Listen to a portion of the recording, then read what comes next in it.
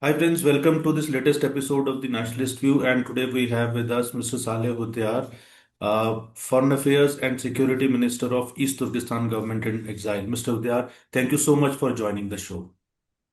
Thank you for having me. We are going to talk about East Turkestan, what China is doing there. We are also going to talk about a couple of things in context of East Turkestan, but also with a reference point to the recent geopolitical developments, that is the Iran war, which is happening in Middle East or what we call West Asia in this part of the world. So, Mr. Udyar, I want to bring in a couple of things here. One, that recently China renamed certain places which are there in India and tried to it gave them Chinese names, and it has tried to show that these are basically part of the Chinese. And it is actually not the first attempt. It has done similar things with East Turkestan also. So I just want your perspective on this thing. Is China's renaming of places from India to East Turkestan, is it a form of a geopolitical warfare or what we call the cartographic offensive? Yes, of course. I mean, absolutely, because what China is doing is not just, administrative bookkeeping or, trying to rename things for its own purposes, for simply for the fact of, oh, we want to rename it. No, it's part of their geopolitical and cartographic warfare. So when, Beijing renames Arunachal Pradesh, or when it renames other territories, what it is uh, doing is cartographic aggression at the very least. Um, and the whole point is that this first part in doing this is to systematically erase the names of those places. So in East Turkestan, they have been systematically erasing, our historical place names, and in doing so, they are essentially laying the groundwork for territorial uh, annexation and even cultural and uh, assimilation of those populations living there. And we can see this as a reality of what's happening in East Turkestan over the past 76 years. China understands that if you can control the map, if you can control the narrative, you can eventually control, the whole story and what happens to that territory. So this is a deliberate, long-term strategy to normalize its illegal occupation of these territories and manufacture this so-called, historical legitimacy that doesn't exist. The claim that, oh, this was part of China since ancient times. In our case, if you look at the name Xinjiang, the term that China uses for East Turkestan, almost immediately after conquering East Turkestan, China renamed East Turkestan as Xinjiang, meaning the new territory. And it's always, ever since 1884, this is the terminology that it has been using to refer to East Turkestan. And this is why you see China, even, I was reading an article a couple days ago that China didn't want certain maps put up at certain museums, Western museums, not Chinese museums, because they depicted, different versions of China, or the historical fact of that, Tibet, East Turkestan, Southern Mongolia, Manchuria were not part of China. And so this is why China is, engaging in this aggression, because the first key to destroying a population, controlling a territory and destroying its population, is to rename that territory. And this is the first step that we are seeing, whether, we've been seeing this in East Turkestan for decades. We're seeing this now happening to Indian territory. And this is where the Indian government needs to be more proactive. They can't continue to accept, China's aggression. They need to push back. They need to stop accepting Chinese imposed terminology on territories, whether that's on East Turkestan. They need to reject the term Xinjiang and start using East Turkestan, because if you look at maps produced by various Indian governments and administrations prior to 1949, it states East Turkestan. Um, Similar thing for Tibet, other places. So this is something that the Indian government needs to do at the very least, is to, in a form of reciprocity, push back against that. Mr. Uday, China has been, trying to erase Uyghur identity in East Turkestan for quite some time. So one is that how critical is this place renaming to this effort? You have mentioned it briefly in your previous answer. If you can elaborate a little bit more about it, and also what else China is doing, has been doing to erase Uyghur identity in East Turkestan. I'll combine it with another question. No, as especially in the contemporary context, the global focus has recently shifted to conflicts like, Iran war. So, is China taking advantage of this situation and intensifying its repression in East Turkestan because the rest of the world is busy with something else? Um, so I'll answer this in two parts. So coming to the first part of the question, it is foundational. As I mentioned before, you can erase a people. You might first erase their history, their geography. So you need to erase their identity. In this case, what how they define themselves, how they defined their territory, their homeland. You need to erase all that, and that is exactly what China has been doing. As I just mentioned, they first thing they did was rename our entire country's name to Xinjiang. Then they began to rename cities' name to Chinese names. They even renamed, mountains to where, for example, historically the Tangartag Mountains that goes across East Turkestan, everyone has accepted as Tian Shan because that's the Chinese term that they renamed it. From our rivers, mountains, cities, villages, everything is being renamed.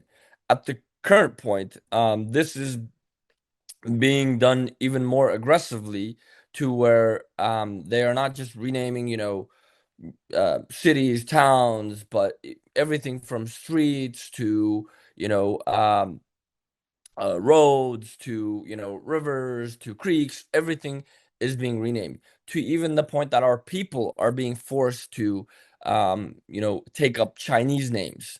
So no longer Uyghur names anymore. You have to take up Chinese names. So when China replaces these Uyghur and other Turkic place names with Chinese ones, what it does is it severs the living connection between our people, our homeland, and our history. And so gradually over time, you forget who you are. You become what the Chinese want you to become. And so in this case, the Chinese want us to either disappear completely or become Chinese. And they have been largely succeeding. Now, coming back to the second part of the war, actually, absolutely. I mean, China has been doing this since the start of the Ukraine war. Before that, before Russia's invasion of Ukraine and the Ukraine war started, um, our issue was getting some spotlight on the international community. China was, there was at least some pressure on China. Governments were speaking out, criticizing China for its genocide, and China was forced to state that, it shut down these concentration camps and that people had graduated. Of course, and China says, "Oh, we've shut down these camps. There's no more camps anymore. People have graduated. They're now working. Things are, becoming normal." But when you look at the reality on the ground, for example, the 1,400 plus concentration camps that were built across East Turkestan, the only thing that has changed in many cases, about half of them have been turned into official prisons, so they're not extrajudicial anymore in that sense. The other half that remains, they just removed the guard towers, and then they built massive industrial complexes across it. So you have all these, textile companies, electronic companies, all of them that are manufacturing these goods that are built across it. So the people are still being enslaved. In fact, the UN earlier in February highlighted that according to China's own, I believe, 14th year plan, they stated that between 2020 and 2025, that they were going to engage in about 13.7 million labor transfers, and which we understood as millions of people being continued to be forcibly used as slaves. In fact, the UN stated that this could be potential crimes against humanity, and mass enslavement. So they said, we are deeply concerned. Just yesterday, actually, a report came out on initially the foreign policy, and then you know, it was distributed other places as well, essentially verifying this and with insider evidence. And when we mean insider evidence, we're not talking about a Uyghur, we're not talking about some other foreign or Western expert. We're talking about a former Chinese police officer who served, who was stationed in southern East Turkestan from 2014 till 2013. 2023. And so he stated, with firsthand testimony as well as photographic documentation, confirming that what Beijing was calling its so-called a poverty alleviation or a program, or its re-education program, or its de-extremification program, was indeed mass internment, and state-imposed enslavement and components of genocide. He said he personally supervised Uyghurs during cotton harvest in Aksu Prefecture, in the Aksu region of East Turkestan, and he describes how and there's actually videos of this as well, where government convoys escorted by armed security forces are transporting these essentially Uyghur slaves to work in these cotton fields. And so this was something that was very common. In addition to that, he said that in some parts, of East Turkestan, in Khotan, for example, he said 25% of the adult population. So Khotan Prefecture, or Khotan region, which is the region that borders India, has, at least according to the Chinese government's own narrative, 3 to 4 million people. So 25% of that population, the adult population, was interned and forced to, were enslaved. Um, so the Chinese government itself, in its own, you know, documents, it's the leaked documents, states that there is at least 3 million individuals that in 2025 alone, 3 million individuals have been part of this so-called poverty alleviation program, which is essentially the nice euphemism for China's mass enslavement of our people. In Kashgar alone, um, about 20,000 Uyghurs in 2025 were sent to work in Chinese provinces. In fact, Chinese factories in Chinese provinces. They were sold off to these factories in just Kashgar alone in 1 year. So this is not something that you know disappeared. This is still ongoing. The fact that China's government, earlier in February as well, they held a top secret meeting in Urumqi, their political legal affairs meeting, and they stated that they're going to continue these policies, their genocidal policies, and that they're going to continue, and they're just going to normalize it. It's going to become a norm, and that if there's any resistance, that they must absolutely crush it. So nothing is changing. In fact, it's getting worse. Um, our people, our young people, they are being killed for their organs, and this is something that a lot of people have not been talking about. But if I may, I want to recommend people to read this book, called The Xinjiang Procedure. It was recently published by Ethan Gutman, who is a expert and researcher on organ harvesting.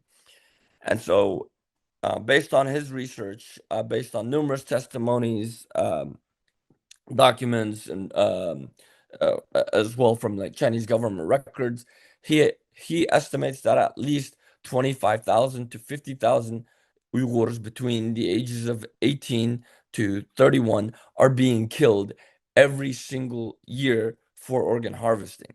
And the Chinese government actually last year stated that they were going to expand the number of organ transplant centers or organ harvesting centers in East Turkestan by threefold by 2030.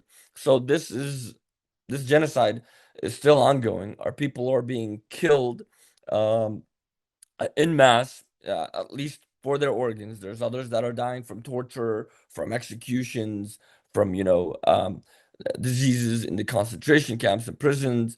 But just from the organ harvesting perspective, we have at least 25,000 to 50,000, anywhere from 300,000 to over 500,000 that have been killed over the past decade alone. And this May, actually, this coming May, on May 23rd, it marks the 12th anniversary of China officially launching its campaign of genocide, which it still states has not ended because it still calls it euphemistically as the strike card campaign against so-called violent terrorism, or the People's War against terrorism, and it has not ended.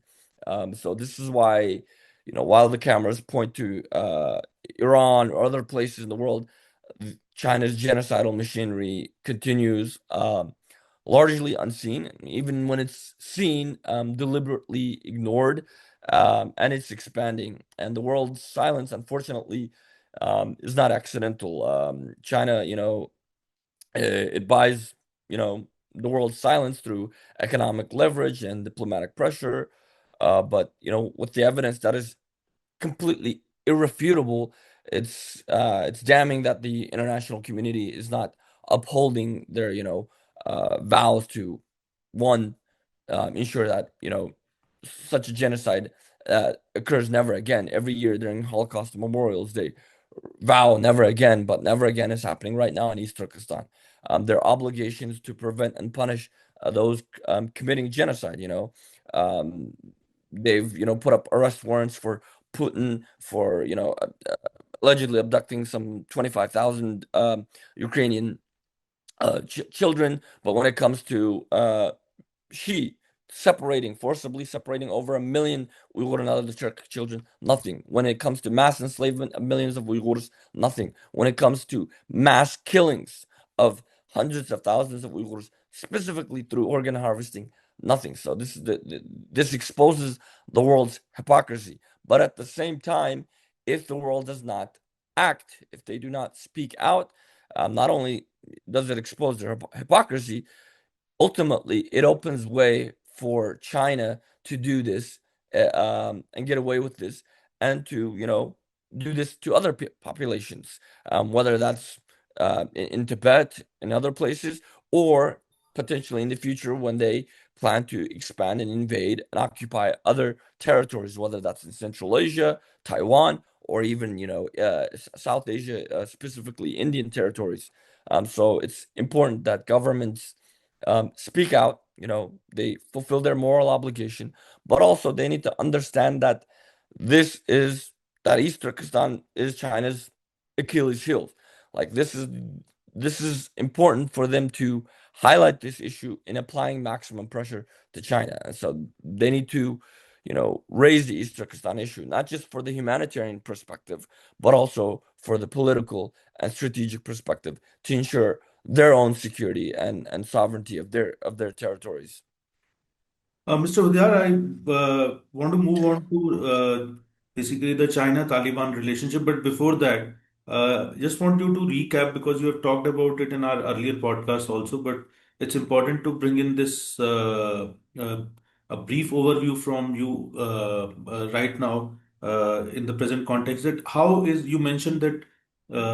uh, uh, you mentioned that East Turkestan is basically what China has renamed as Xinjiang. It's the Achilles heel of China. So, if you could elaborate a little bit more about this thing, that why it is China's Achilles heel, and why the other countries should look at it from basically your perspective. Yes. One, if we look at East Turkestan geographically, it is 1,828,418 square kilometers, roughly 3.5 times or 3 times the size of Ukraine, larger than Iran. It's huge in terms of area, but it's China's only gateway really to Central Asia, and ultimately to the Middle East, and to Europe, land wise. It's also another gateway to South Asia, to India, and other territories. Um, in addition to that, East Turkestan is strategically vital economically for China. Over 40% of China's coal comes from East Turkestan. 30% of their oil, natural gas reserves are specifically from East Turkestan. East Turkestan's electricity powers over 120 major Chinese cities in 20 Chinese provinces. So we are both the resource lifeline, but also the economic lifeline.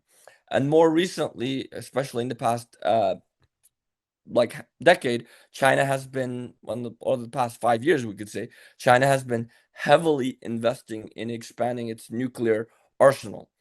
East Turkestan, historically, China has used it since the 1960s as a test base for its latest weaponry, including its nuclear weapons, which it carried out 46 nuclear tests from 1964 till 1996. In 2020, China conducted, underground nuclear tests, and they're potentially continuing to carry out underground nuclear tests at smaller yields to avoid detection. But China has been expanding. What we know for a fact is China's, expanding it has the intent, and it has been expanding its nuclear arsenal. It's expanding, intercontinental ballistic missiles silos. Just in East Turkestan alone, over the past 2 years, they've built over 300 nuclear intercontinental ballistic missile silos in East Turkestan alone. They've been expanding rapidly the number of air bases and other facilities in East Turkestan. They're rapidly constructing military logistics and building new roads, railways, again, not specifically for trade, but for this military expansion project that they have planning, especially along India's borders. Whether this is in the Aksai Chin region, or whether it's in the new counties, administrative so-called counties that they have actually built in Aksai Chin, and more recently near the Afghan-Pakistan Tajikistan border. This is all purposely for that purpose, for that military project, because China wants to eventually expand. China's, also built a military base in Tajikistan. The reason, China claims, oh, it's to monitor, potential militants coming in from Afghanistan, blah, blah, blah. But that is not the real story. That is just the excuse. The real story is this military base happens to be about 50 kilometers from the largest uranium deposits in the world. 50% of the world's deposits are just in this area in Tajikistan, and it just happens to be right there. So that's the reason. That's the real reason China has that base there, not because it's worried about militants coming in from Afghanistan. Because the Taliban has since 1996 has been working with China. It's been making sure that, as it has repeatedly stated under Mullah Omar and then the successive Taliban leaders, that it will never, allow its territory to be used to undermine China in any way. And it's largely kept, it's been keeping that promise, and more than that. Now, the reason why it's China's Achilles heels is because, unlike the other areas under the PRC's control, whether that's Tibet, southern Mongolia, or Manchuria, the people of East Turkestan, especially, well, even in Tibet, we are still the majority. We are the majority. Secondly, our people are more, historically, we've been warriors. We've built numerous empires. We've, wrote, also destroyed numerous empires. So we have the potential to resist. And this is precisely why China is doing this genocide, because China knows. In fact, in 2009, at China's National Defense University, Dai Shu, he was a senior PLA Air Force colonel at the time. Then he later became a general and the head of China's National Defense University. He gave a almost 3-hour lecture on the future war between the United States and China over Taiwan, which he speculated was going to happen in 2030. And in one part, he says, he asks his audience, which are intelligence officials and PLA officers, and he says, what's preventing us from taking Taiwan. He said, we have the capabilities, but what's preventing us from doing this? And they all state different things, from economics to, external pressure. And he said, no, the real reason is because of the East Turkestan problem. If we were to prematurely launch, without dealing with this problem, an invasion of Taiwan, the US could easily arm 300,000 to 500,000 Uyghurs overnight and cut off our west to east pipelines. The same pipelines, the oil and natural gas pipelines, and the electricity energy grids that power China's cities. And he said, we would not be able to sustain that war. We would lose. So he said, this is the biggest issue that we need to deal with. Of course, he said, we are going to portray this as counterterrorism.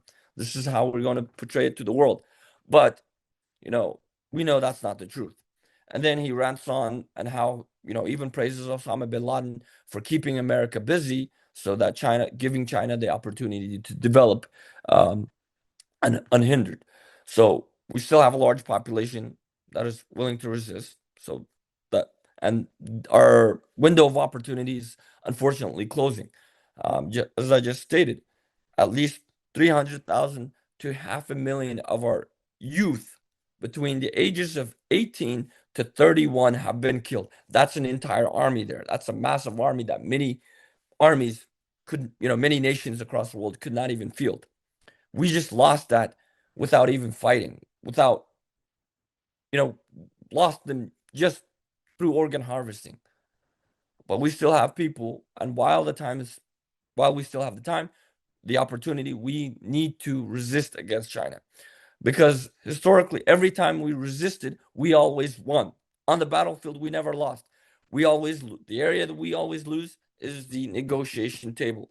When other foreign powers, whether that's the Soviet Union or other powers, force us to enter into some form of negotiation with China and, make a peace deal. That's where we lost. So the international community has a time still, maybe a decade, no more than two, to act, to, put pressure on China. And of course, you know, East Turkestan, another important thing, it is the cornerstone of China's multi-trillion-dollar Belt and Road Initiative. Without East Turkestan, there is no Belt and Road. So that is one thing that the world needs to understand. Everything that's, China is doing everything to evade a potential blockade. It's preparing for a war in the Indo-Pacific and potentially a larger war. And so what it's trying to do is evade any potential blockade. This is where BRI comes in. That's why from Kashgar to Gwadar, they have the China-Pakistan Economic Corridor. They have the Belt and Road Initiative running through East Turkestan, various corridors into Central Asia, ultimately to Europe, to the Middle East. All of that could be cut off if there was some form of action to put pressure on China in East Turkestan, and it would significantly weaken China, and it would significantly weaken China to where China would return to its historic normal size that is more manageable for other nations that are across the world, including India, which is in that Indo-Pacific region, as well as Japan, and even for the US for that matter. Uh, so there, I think it was quite, elaborate, and you made a lot of things crystal clear. Now, if you also spoke about, mentioned about China-Taliban alliance, and like they have been working, Taliban has been working with China, China and Taliban has been working together for quite some time. It is not only the current regime. Recently, Beijing also tried to resolve the conflict between Pakistan and Afghanistan and tried to play a referee. How do you see China's relationship with Taliban? Because especially in context of while it is suppressing Muslim Uyghurs at home, I would say, and in East Turkestan, and on the other hand, it is engaging with an Islamic regime. What does it say about Taliban also, basically? Because Taliban has positioned itself as an Islamic regime in Afghanistan. So it does it not matter to Taliban that the Muslim Uyghurs are being targeted by China? And I also want to combine another question with this. You know, Now, and so looking at China, what is its policy towards Islamic fundamentalism and the authoritarian regimes? it seems that China's alignment with regimes like Iran, Pakistan, to some extent, and Afghanistan, and other authoritarian regimes also. So it seems to be quite comfortable with it, probably because it itself is run by an authoritarian regime. So China's perspective about China's alignment with Islamic fundamentalism, China's alignment with authoritarian regimes, and why Taliban is silent about the suppression of Muslim Uyghurs in East Turkestan. Well, so coming to the first question, China's relationship with the Taliban actually goes back really till 1996 when they first started engaging with the Taliban.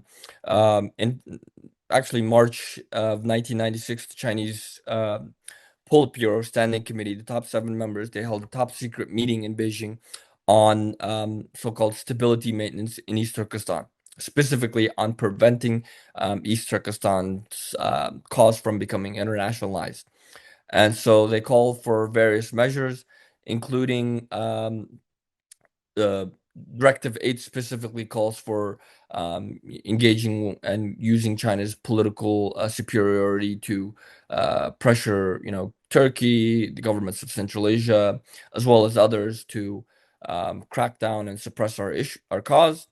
It specifically calls for infiltrating, co-opting, and winning most of our diaspora organizations to China's side and to fight against the remaining small number, meaning those who refuse to give up on national independence.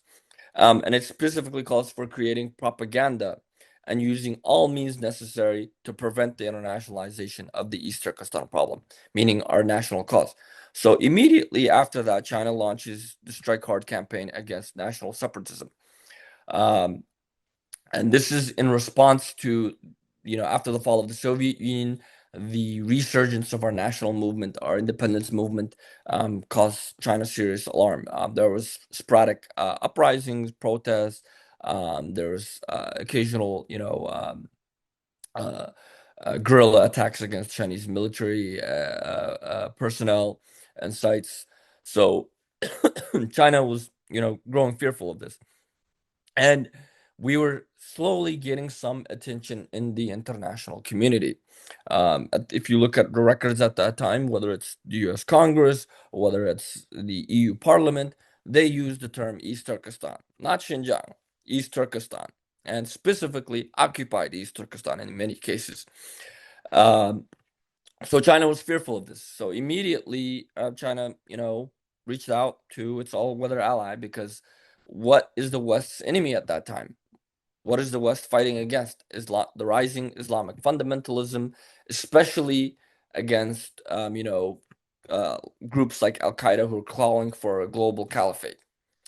And during that time, China releases, while it's engaging in this strike hard campaign, which leads to at least tens of thousands of arrests of nationalists, it releases, quote, from prison, a group of so-called Islamists, and they go off into Pakistan, where they're greeted by the Pakistani Islamic Party, the same Islamic Party that years later, Indian journalists would uncover or would report on, um, established a strategic cooperation with the CCP.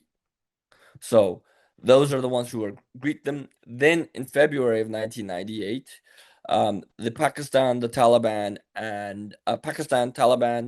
and Chinese intelligence, they hold their first trilateral meeting in Kabul.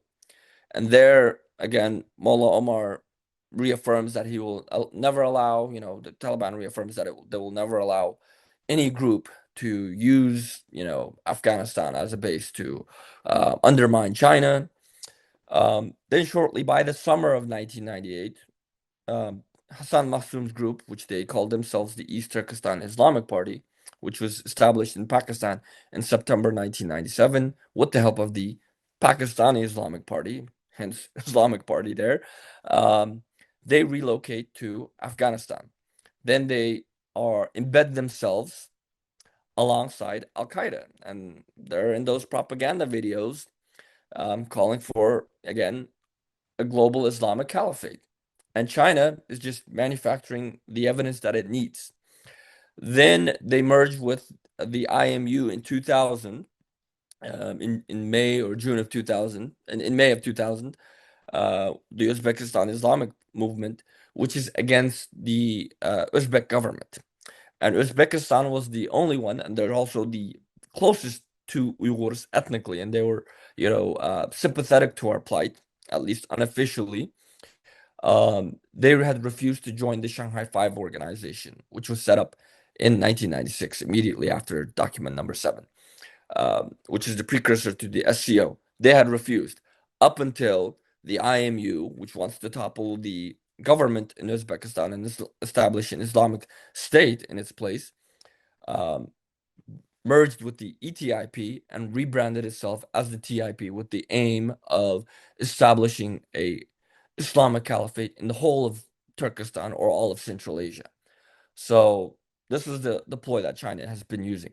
And ever since, China has used the TIP to create propaganda, pro Al Qaeda propaganda, and occasionally, make threats of doing this or that to China with no actual operational follow up, as noted by like researchers at the Jamestown Institute and other places, and providing, China always, conveniently providing China evidence that it faced a Uyghur terrorism threat and that Uyghurs wanted to build an Islamic caliphate, and therefore they're the enemies of not just China, but the overall international community. And so China has been largely successful in that. The Taliban, of course, plays into this directly because they know China, in exchange for this, they're providing them, with military, technological, and economic, assistance. In fact, Huawei in 98 or 2000, if I remember correctly, had supplied the Taliban with a large scale communications equipment to the point where India, actually de- um deported a bunch of Huawei employees that were operating out of India at the time. Um, the Taliban, they claim, they're an Islamic regime, and they claim that they are the defenders of Islam, and of course this is to appeal to not only their own people, constituents, but also to broader Muslims. When in reality, the Taliban is no more you know uh, it's just as nationalist as others. If you look at the breakdown of the Taliban, about 97-98% of them are ethnic Pashtuns. They just have used um, Islam, in my opinion, as a perfect tool. In the same way that you see Hamas using Islam to try to rally the Muslim world around it. If it truly cared about Islam, one, it wouldn't be teaming up with a atheist, um, communist regime that defies God. You know, according to the Quran, we can, engage in cooperation with, people of the book, of people who actually believe in some form of, higher being. The Chinese, they don't believe in any of that, yet they do that. There's one. Secondly, the Chinese government is engaging in total, genocide against the predominantly Muslim population of East Turkestan, destroying tens of thousands of mosques, burned millions of Qurans and other Islamic texts. Yet the Taliban, which claims to defend or be the defenders of Islam, states nothing because, again, of that economic interest. And this exposes their hypocrisy. At the very least, if you know, if they couldn't do anything to help us, we could understand that. We can understand you not being able to help. You don't have the political, the military, the economic power to help us. We completely understand that. But the fact that, you openly, you sold us out. You worked with China to undermine us, to help China normalize and facilitate, uh, to build this justification to commit this genocide. This makes the Taliban absolutely complicit. The same with the Pakistan's so-called Islamic Republic. The same with Iran's, Islamic Republic. It's the same thing. Even in Turkey, Erdogan. Oh, I'm a Muslim leader. This and that. Nowhere does it in the Quran say go sell out your Muslim brothers. It says if you can't help them, that's fine. At the very least, pray for them. That's like the least you can do is pray for them, but don't do anything that harms them. You know, if you can't help them, I'm not going to hold you accountable for not being able to help them if you're weak. But if you betray them, you're absolutely going to be held accountable. And Taliban will be held accountable, hopefully in this world and in the afterlife, before God. Thank you, Mr. Udayar, for taking time out from your busy schedule and sharing your thoughts with us. And for our viewers, Mr. Udayar had a very sore throat, and yet he insisted that he would come and join us at a pre-scheduled time. So I really appreciate you taking not only time out from your busy schedule, but also despite not being in perfect health, so you have come and you have spoken so passionately and with such crystal clear clarity.